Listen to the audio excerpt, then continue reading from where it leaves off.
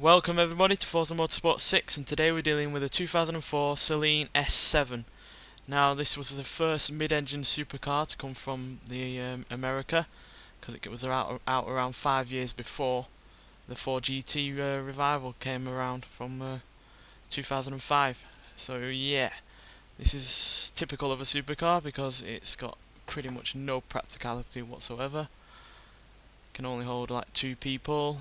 It's got silly doors. Well, I'd say silly, they're still pretty cool, but silly in terms of practical reasons. And yeah, it's got quite a large engine, which we'll take a look at in a second, because I need to show you what's under here. You can only open this by opening the engine cover, for whatever reason. But yeah, its engine is quite large. It's naturally aspirated. It's a 7-litre V8 engine, producing 575 horsepower and 570 pound-feet of torque, which doesn't sound like a lot, certainly not a lot compared to its European rivals around the time, like the Porsche Carrera or the Mercedes SLR, which both had more than 600 horsepower and had pretty large engines themselves, though the Mercedes did have a slightly smaller engine but was supercharged. This is naturally aspirated, but thanks to the fact that it weighs 2,756 pounds, it's a lot lighter than them two cars and a lot quicker as a result. It's as light as it is because it's got an all carbon fibre body combined with a lightweight chassis, which also has aerodynamic properties, as you can see, with the spoilers and all the slits and the skirts, which when you get to 160 mile an hour actually produces the same amount of weight as a car in terms of downforce. So yeah, this car weighs more than 4,000 pounds when it goes above 160 mile an hour. Which is surprising considering how fast it can go, which we'll talk about when we get onto the track. My only real problem with this car is the steering wheel is a lot smaller than the instrument binnacles, so you can't really see them in terms of the start around the top.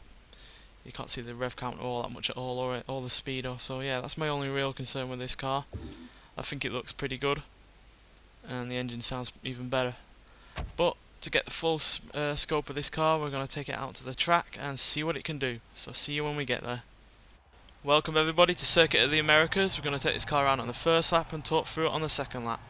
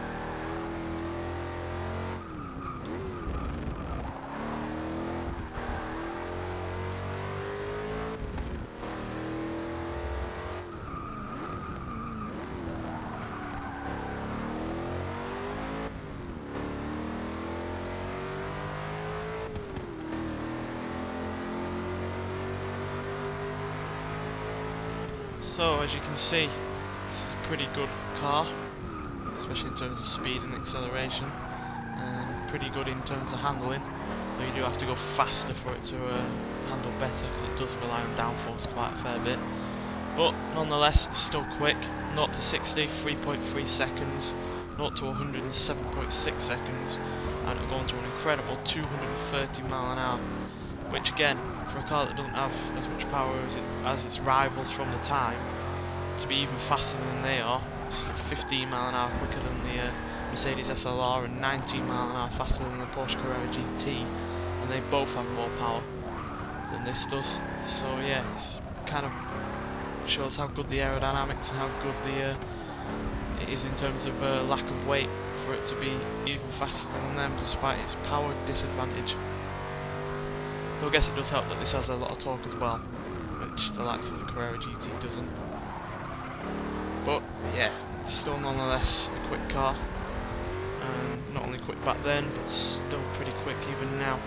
And to be honest, this isn't even the fastest version of this car, because in 2005 they brought out a twin turbocharged version which produced a quite incredible 750 horsepower and 700 pounds-feet of torque, which is ballistic quite frankly, and it went on to 248 mile an hour, which kind of puts to shame to Bugatti quite frankly with the Veyron, because if they can get to 248 with 750 horsepower and they needed 1,000 to get to just over 250, kind of shows how good this car was from the start really. Be able to go up from 575 to 750 with very few changes. It only really changed the aerodynamics to produce more downforce, 60% more downforce in fact, to improve the handling and help cope with all that extra power. So yeah, a smashing car. It's a shame that twin turbo version isn't on the game, but you can make your own version on here, because you can change the aspiration on the car to twin turbocharge, and I have done, and it is pretty damn fun to do so, because yeah, it gets a whole lot faster to say the least. So yeah, in conclusion, great supercar and underrated quite frankly in terms of supercars in general. European cars usually get all the praise, and American cars usually get left out in the dark, but this is proof that America can do a good supercar, and a good one, not only rival European equivalents, but beat them as well. Anyway, thanks for watching, and I'll see you in the next one.